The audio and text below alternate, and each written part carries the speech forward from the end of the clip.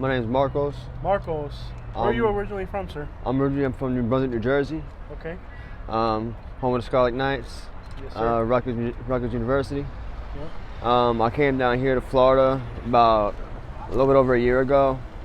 I had lost my place up north, and things were kind of a little iffy up there. Didn't want to spend the winter out there homeless, so I said, I'm gonna come down here, try to make something happen.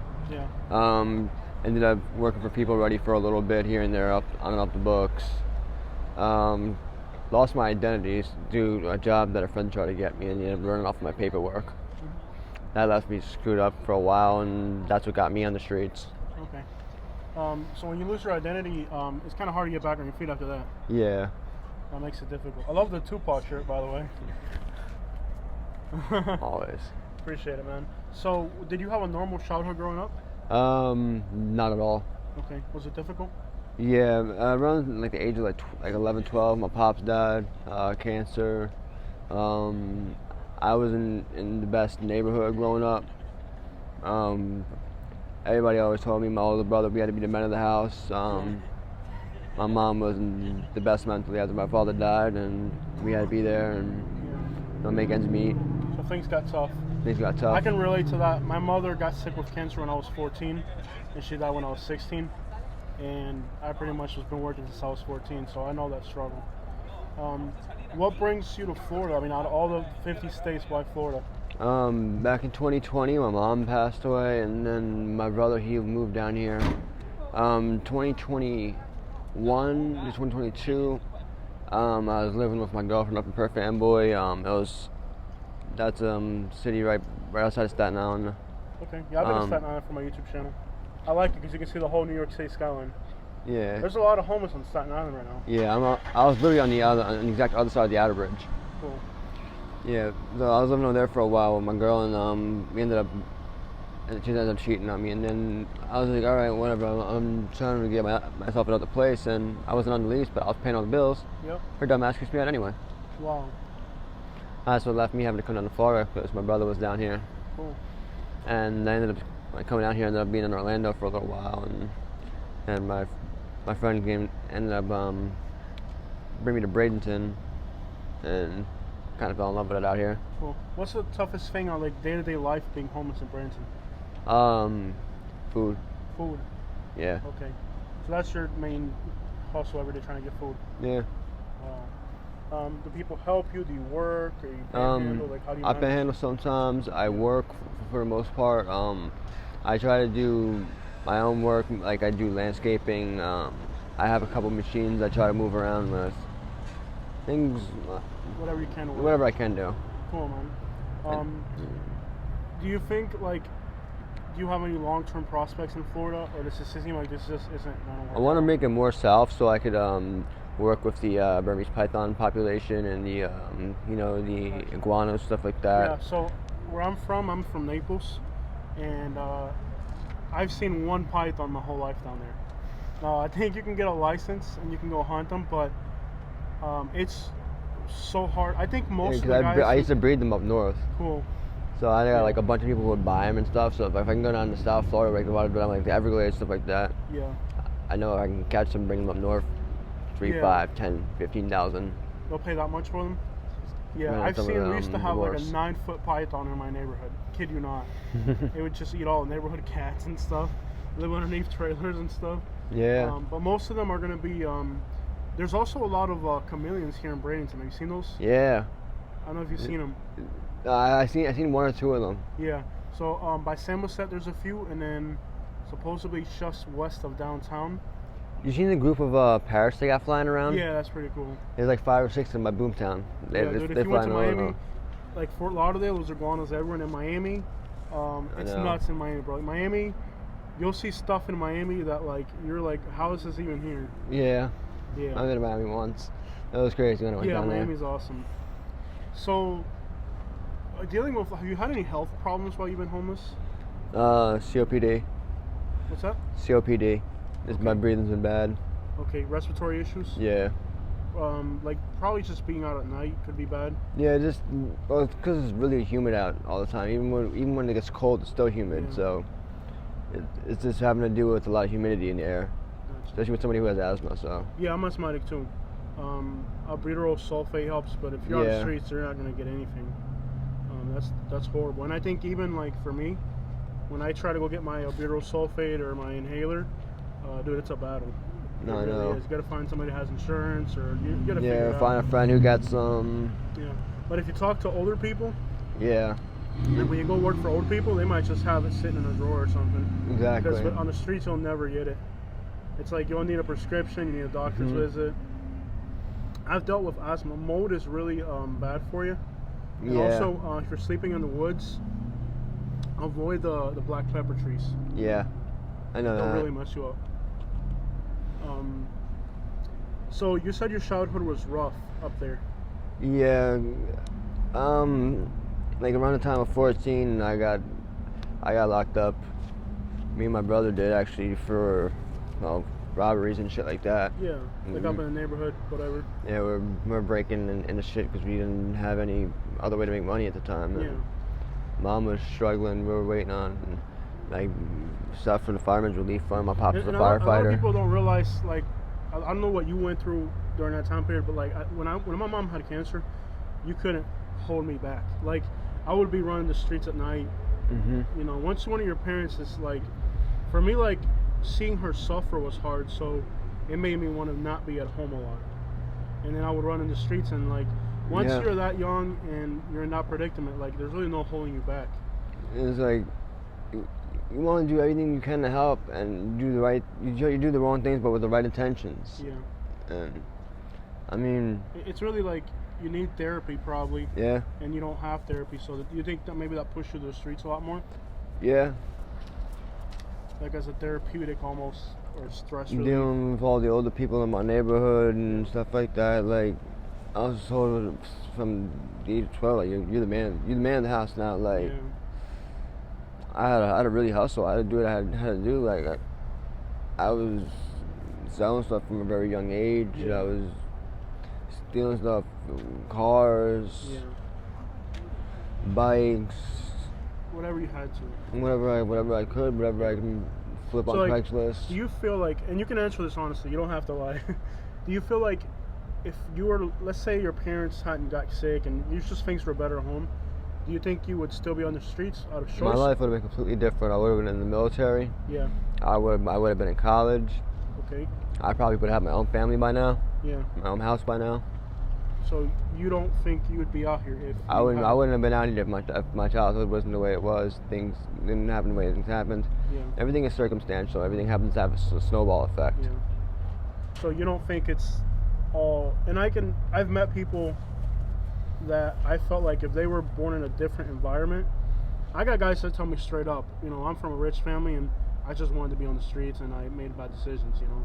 But then you I have know other people like that, too. There's people like that, yeah. But there's also individuals who, if they were just given a better opportunity in life, they'd be I would have somewhere took it so better. fast. Yeah, I would have taken it so fast. yeah. I know what you mean. I mean, just talking to you brings back the nightmares of cancer in the family as a kid. Yeah. Um, My father had a synovial sarcoma. Took Yeah. him in 15 months. Yeah. When my mother got cancer, it was like you're a kid and now you're an adult, really, Yeah. because nobody can. When you have to deal with that type of trauma from a young age, it rips your innocence from you. It hardens you from a young age. Yeah. Yeah, you can be 12. You can be. I used to look at it like I was 14 and I was a grown man. Yeah. And then I say there's people that are 80 years old and they're still little kids because they haven't really had any real life experience at their age. Is how I look at Being it. grown is a mentality. It's not an age. Yeah. Right. So what do you like? Do you have any plans or like goals right now? Is it just day by day? This is day by day right now. I'm trying to hustle up to get a van so I can get more self. Cool. I've been paying off my license finally. I'm almost like $100 away from getting a license finally. Yeah. That's cool. So you're actually trying. Yeah. Now I'm from that region down there, and I'll tell you, they're not as friendly to homeless people. No, I know. You can't park anywhere. Walmart's usually good parking lots. They'll kick you out in 2 hours. I was homeless down there for about 2 weeks. So I got my own story like everybody. Luckily I'm better off now, but I got my own story. being homeless down there is so brutal. They have security at all the businesses. Yeah. You can try being homeless. That's how it was in Orlando, and I was in Orlando. Yeah, it's like everywhere you go. Like here in Bradenton, there's so much homelessness that they can't really control it. Yeah. No, it's fucking rampant out here. Everybody you see on a bike almost out here is homeless. Yeah, but the thing about being homeless down there too is like, you kind of look Spanish. Are you Spanish? Yeah, I'm Puerto Rican, Colombian, Italian, Irish, Welsh, Spanian. A little bit of everything. I'm a little bit of everything. My pops was 100% Puerto Rican. My mom's everything else. Okay. Do you speak Spanish? No, I understand. I understand a lot though. Okay, because like down there, if you don't speak Spanish, it's brutal being homeless. Oh, I know. They usually the rule between I don't know about in New Jersey, but in Florida the rule in Spanish neighborhoods is like in Miami, for example, if you're homeless, they'll beat you up because they'll tell you you're a piece of crap and you have to get your act together. So like it's different. Like here they hustle to you, and in Miami they don't hustle to you. They just kind of beat you up. Yeah. They don't want you to be homeless because it makes them look bad as Latinos. It's kind of like a different I know rules how for it the is. streets. Yeah. It's like that everywhere because you get places where it's gentrified. Yeah. Gentrification is something that's going to happen anywhere. It's What happened here. is everything that's going on in our society nowadays, everything is becoming patterned and cushioned. Like society's getting soft nowadays is what it is, and I don't know. This is hard to say. Yeah. All right. So I'm really glad that a lot of the homeless people that I meet are just desperate, bro. I'm glad that you still seem like you're still you have at least that forward-looking vision. Have you been picked up and arrested in Florida yet or no? No. Cool. Yeah. Once they get you on their radar, bro. Oh, they unfortunately already know me by first fucking name. I just know my rights and I know not to fuck around. Yeah.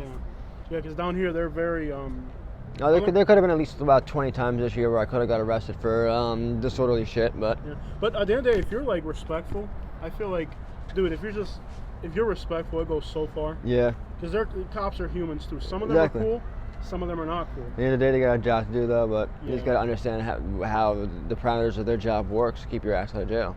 Gotcha. All right, man. Is there anything else you want to talk about? Anything you want to say about your personality? I just want to say that this is actually kind of like the first interview I've ever did, so I just wanted to say, hey, Yeah. what's up, my peoples? Yeah. What's up, Bradenton? Yeah. Shout out to my family in Jersey. All right. What is there anything that brings you happiness, even though you're on the streets, like small things that bring you a joy every day? Art. Art. Okay.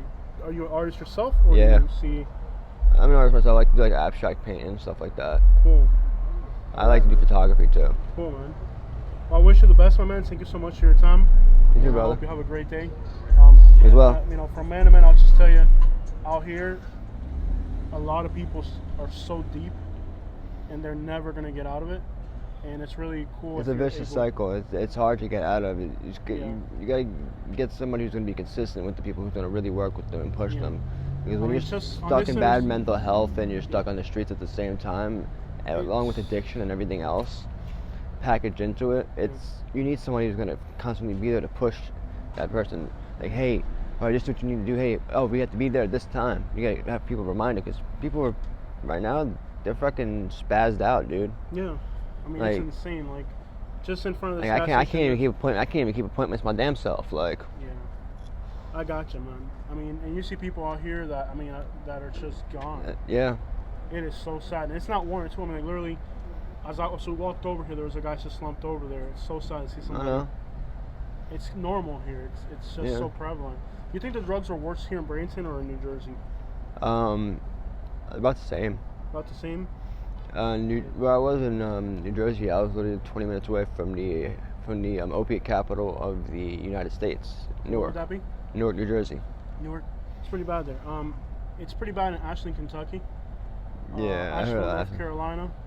Basically, where West Virginia, Kentucky, and Ohio meet is so bad.